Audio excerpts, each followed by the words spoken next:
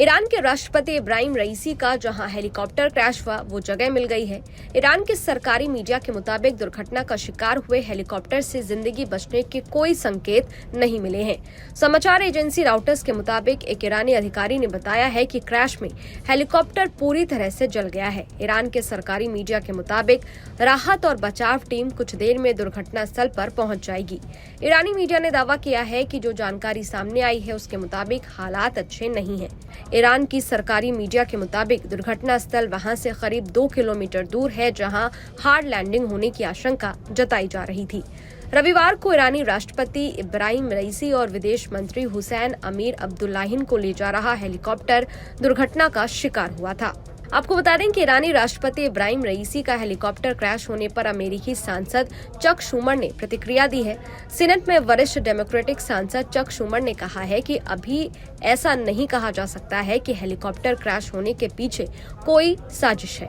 Schumer ने कहा, अभी तक ऐसा कोई सबूत नहीं मिला है जिसके आधार पर कहा जाए हेलीकॉप्टर क्रैश होने के पीछे कोई साजिश हुई है।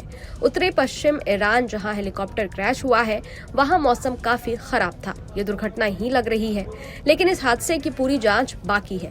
अमेरिकी राष्ट्रपति जो बाइडेन को दुर्घटना के बारे में जानकारी मुहैया करवा दी गई है। आपको बता दें कि ईरानी राष्ट्रपति इब्राहिम रईसी की खोज में चलाए जा रहे अभियान में तुर्की के ड्रोन ने हेलीकॉप्टर कहां क्रैश हुआ इस बात का पता लगाया है।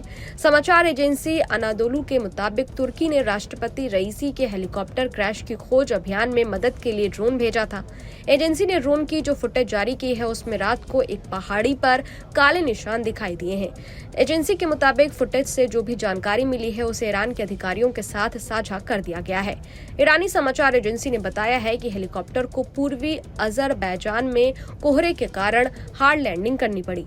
दरअसल पूर्वी अजरबैजान में जिस जगह पर उस हेलीकॉप्टर की हार्ड लैंडिंग हुई है वो पहाड़ी इलाका है। वो जगह भारत के सियाचिन की तरह ही बेहद दुर्गम बताई जाती है।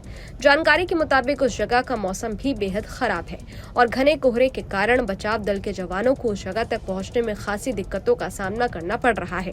ईरानी एजेंसी रेड क्रिसेंट ने बताया है कि उसने इस क्षेत्र में 40 अलग अलग बचाव दल तैनात किए हैं। ये बचाव कर्मी घने कोहरे सहित मुश्किल हालात में उस हेलीकॉप्टर की तलाश कर रहे हैं जो ईरान के राष्ट्रपति और विदेश मंत्री सहित कई लोगों को ले जा रहा था। फार्स समाचार एजेंसी ने ईरान के पूर्वी अजरबैजान इलाके में तैनात रेड क्रिसेंट के प्रमुख के हवाले से कहा है कि बचाव दल को उस जगह भेजा जा रहा है जहां से तुर्की के ड्रोन ने तेज गर्मी निकलती देखी थी। माना जा रहा है कि उसी जगह पर राष्ट्रपति रईसी का हेलीकॉप्टर क्रैश हुआ। आपको बता दें कि हेलीकॉप्टर रविवार शाम को अजरबैजान के पास लापता हो गया था। रात भर से इसकी तलाश की जा रही थी। इलाके में भारी बारिश, कोहरा और ठंड की वजह से सर्चिंग में दिक्कतें आईं। 3 बचावकर्मी गायब हो गए। ईरान के स्टेट मीडिया IRNA के मुताबिक रईसी 19 मई की सुबह अजरबैजान के राष्ट्रपति इल्हाम अलीयेव के साथ एक बांध का उद्घाटन करने गए थे। लौटने के दौरान अजरबैजान की सीमा के करीब ईरान के वर्जेघन शहर में यह हादसा हुआ। ईरान के राष्ट्रपति इब्राहिम रईसी की हेलीकॉप्टर क्रैश में मौत हो गई। ईरान की स्टेट न्यूज एजेंसी इरना ने इस बात की घोषणा की। इब्राहिम रईसी की मौत की खबर के बीच ईरान में आवाज उठने लगी है कि रईसी के बाद ईरान का अगला राष्ट्रपति कौन होगा। मीडिया रिपोर्ट्स की माने तो रईस के जिंदा न बचने पर उपराष्ट्रपति मोहम्मद मुखबिर को ईरान का अंतरिम राष्ट्रपति बनाया जा सकता है। हालांकि इस बात पर अभी तक मुहर नहीं लगी है।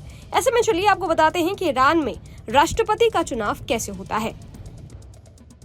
मीडिया रिपोर्ट्स के मुताबिक रईसी के जिंदा न बचने पर उपराष्ट्रपति मोहम्मद मुखबिर को ईरान का अंतरिम राष्ट्रपति बनाया जा सकता है। ऐसे में चलिए आपको बताते हैं कि मोहम्मद मुखबिर कौन है जो इब्राहिम रईसी की जगह लेंगे। मोहम्मद मुखबिर ईरान के मौजूदा उपराष्ट्रपति हैं। राष्ट्रपति के रेस में वो सबसे आगे हैं।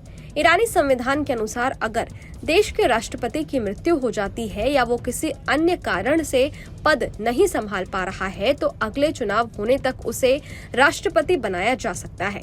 ऐसी स्थिति में राष्ट्रपति के लिए अगला चुनाव 50 दिन के भीतर कराना होगा। ईरान में प्रथम उपराष्ट्रपति का पद निर्वाचित नहीं होता है। इसे ईरान के सर्वोच्च अधिकारियों की सहमति के बाद नियुक्त किया जाता है। इस पद के लिए चुनाव नहीं होते हैं। रईसी ने भी राष्ट्रपति का पदभार संभालने के बाद अगस्त 2021 में मुखबिर को देश का प्रथम उपराष्ट्रपति नियुक्त किया था। ईरान में एक नहीं बल्कि कई उपराष्ट्रपति होते हैं। ये वे अधिकारी होते हैं जो सरकार में कैबिनेट का पद संभालते हैं। इसमें मुखबिर सबसे ऊपर है। मुखबिर ईरान के सभी उपराष्ट्रपतियों में सबसे ऊंचे पद के नेता हैं। 1989 में ईरानी सरकार ने प्रधानमंत्री पद को समाप्त कर दिया था, जिसके बाद प्रथम उपराष्ट्रपति को प्रधानमंत्री की शक्तियां दी जाती हैं। मुखबिर ईरानी अधिकारियों की उस एक टीम का हिस्सा थे जिन्होंने पिछले साल अक्टूबर में मॉस्को का दौरा किया था और रूस की सेना को सतह से सतह पर मार करने वाले मिसाइलों और अधिक ड्रोन की आपूर्ति देने में सहमति जताई थी। उसके साथ रूस का दौरा करने वाली टीम में ईरान के रेवोल्यूशनरी गार्ड्स के 2 वरिष्ठ अधिकारियों और सुप्रीम नेशनल सिक्योरिटी काउंसिल के एक अधिकारी भी शामिल थे। 2010 में यूरोपीय संघ ने मुखबिर को उन व्यक्तियों की सूची में शामिल किया था जिन पर परमाणु या बैलिस्टिक मिसाइलों के इस्तेमाल करने का आरोप लगा। इसमें कथित संलिप्तता के लिए मुखबिर पर प्रतिबंध लगाया गया था। हालांकि 2 साल बाद पश्चिमी देशों ने इस सूची से मुखबिर का नाम हटा दिया। मुखबिर ईरान के सर्वोच्च नेता खामेनेई के विश्वास पात्र भी माने जाते हैं। वे खामेनेई से जुड़े निवेश कोष के प्रमुख भी रह चुके हैं, जिसकी स्थापना इस्लामिक गणराज्य के संस्थापक और खामेनेई के पूर्वीवर्ती धर्मगुरु अयातुल्ला रूहुल्लाह खुमैनी ने किया था। आपको बता दें कि ईरान के राष्ट्रपति इब्राहिम रईसी को ले जा रहा हेलीकॉप्टर रविवार को समय दुर्घटनाग्रस्त हो गया जब वे पड़ोसी देश अजरबैजान से लगी सीमा पर एक बांध का उद्घाटन करके लौट रहे थे। ईरान के मीडिया में बताया गया है कि राष्ट्रपति रईसी के हेलीकॉप्टर ने देश के उत्तर में स्थित पूर्वी अजरबैजान प्रांत में हार्ड लैंडिंग की है। इब्राहिम रईसी के साथ हेलीकॉप्टर में ईरान के विदेश मंत्री भी शामिल थे।